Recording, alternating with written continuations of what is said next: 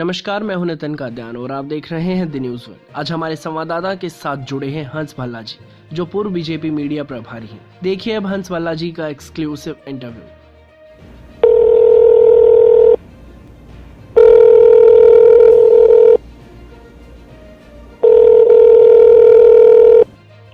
नमस्कार, मैं हूं रुखसार और आप देख रहे हैं द न्यूज़ वन। और आज हमारे साथ जुड़े हैं हंस भल्ला जी, जो पूर्व बीजेपी मीडिया प्रभारी हैं। बहुत बहुत स्वागत है आपका हंस भल्ला जी। धन्यवाद जी। तो जैसे कि आप जानते हैं कि इस समय रिपब्लिक टीवी के एडिटर इन चीफ और जाने माने टीवी एंकर अर्नब गोस्वामी पर हमला हुआ है। तो हम आपसे जानना चाहते हैं हंस भल्ला जी, आप अपनी इस पर क्या प्रतिक्रिया देना चाहेंगे? कल रात को 12-12:15 के बीच जब गोस्वामी जी अपने स्टूडियो से निकले और उसके बाद जो ये घटना घटी, ये बहुत ही निंदनीय है और इस पे मुंबई पुलिस को और महाराष्ट्र सरकार को कड़ी कार्रवाई करनी चाहिए। और कहीं ना कहीं ऐसा लगता है कि अब डेमोक्रेसी पे कहीं ना कहीं एक सवाल जवाब खड़ा हो रहा है और ये किस्म की फ्रस्ट्रेशन है जो कांग्रेस पार्टी के कार्यकर्ता या कांग्रेस आला कमान की तरफ से अब जर्नलिज्म और जर्नलिस्ट के ऊपर निकल रही है। जी। तो आपको क्या आपको ऐसा लगता है कि ये प्रेस की स्वतंत्रता पर खतरा है? ये पूरी तरीके से प्रेस की स्वतंत्रता पे बहुत बड़ा खतरा है और ये ऐसी सोच देश के लिए भी बहुत बड़ा खतरा है। हमारे देश में अगर पूरी किस्म की डेमोक्रेसी रही है प्रेस के अंदर, तो इसको हमेशा हर एक पार्टी ने, चाहे ऑपोजिशन में बीजेपी रही हो या कोई भी और छोटे दल हो, उन्होंने हमेशा इसको रिस्पेक्ट किया है और उसकी फ्रीडम को कभी छीनने की कोशिश नहीं की है। जहां तक बात कल रात के इस घटना की है, तो इस पे जैसे मैंने कहा कि कड़ी कार्रवाई होनी चाहिए और जो भी ये यूथ कांग्रेस के वर्कर हैं, जैसा ये दिखाया जा रहा है सारे चैनलों पे, तो इनके ऊपर तुरंत एफआईआर दर्ज की जाए और उनको हिरासत में लिया जाए। जी सर। और सख्त से सख्त इनके ऊपर धाराएं भी लगाई जाए। जी सर जी। तो सर अभी जो देश का सबसे बड़ा जो भी देश में महामारी फैली है वो है कोरोना। तो आपको क्या लगता है भारत में जो इस कोरोना से लड़ने के लिए कदम उठाए जा रहे हैं वो किस हद तक मतलब इस भारत को महामारी से बचा सकते हैं, या फिर आपको क्या लगता है कि भारत सरकार को ऐसे भी और क्या क्या कदम उठाने चाहिए जिससे हम इस महामारी से निकल सकते हैं?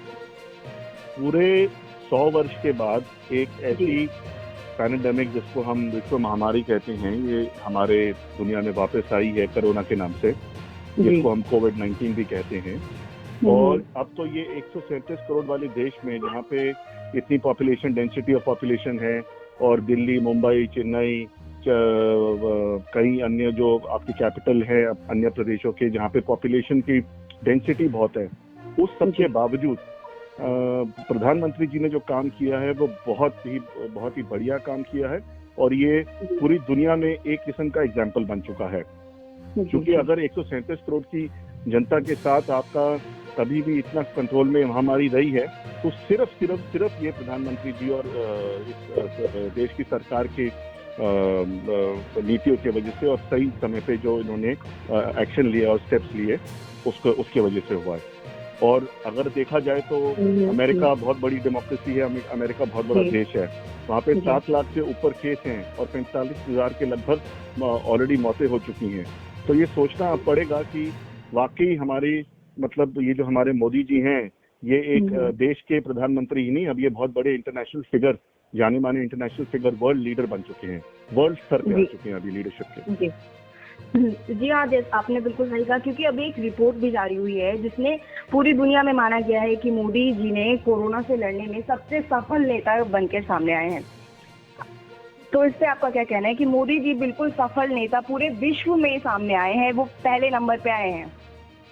ये तो अब सीधी हो चुका है कि अगर इतने बड़े देश में इतनी बड़ी democracy, one of the top 5 largest population वाले देश में, अगर सिर्फ चंद मामले अभी निकल के सामने आए जिनको इन्होंने कंटेन किया है, और हमारे देश में जिस तरह से मोदी जी ने दोबारा आयुर्वेद और योगा इंट्रोड्यूस किया है, उसके बाद ये जिस तरीके से पूरी चीज कंटेन हुई है और दुनिया के स्तर पे अगर इनको रेटिंग दी गई है, तो ये आप खुद ही सोच सकते हैं कि ये कितने काबिल प्रधानमंत्री हैं और ऐसे प्रधानमंत्री की बहुत लंबे समय तक इस देश को जरूरत पड़ने वाली है। जी सर। अच्छा चलिए सर, आपसे एक लास्ट क्वेश्चन पूछते हुए जाते हैं। द न्यूज़ वन के माध्यम से आप देश की जनता को कोरोना से लड़ने के लिए क्या संदेश देना चाहते हैं? जान है तो जहान है, लेकिन जहान भी जरूरी है। लेकिन अभी जी। जल्दी ना करें और कृपया करके अपने घर में कितनी लंबे समय तक कोशिश हो सके तो अपने घर में रहें।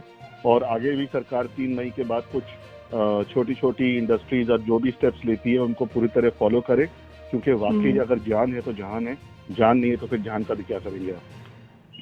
जी जी, बहुत बहुत शुक्रिया सर हमारे साथ जुड़ने के लिए। धन्यवाद। धन्यवाद। तो ये थे हमारे साथ पूर्व बीजेपी मीडिया प्रभारी हंस भल्ला जी। हम ऐसे ही तमाम नेताओं के साथ जुड़कर आप तक हर खबर पहुंचाते रहेंगे। फिलहाल के लिए बस इतना ही। देश और दुनिया की तमाम बड़ी खबरों से जुड़े रहने के लिए देखते रहिए दी न्यूज़ 1। धन्यवाद।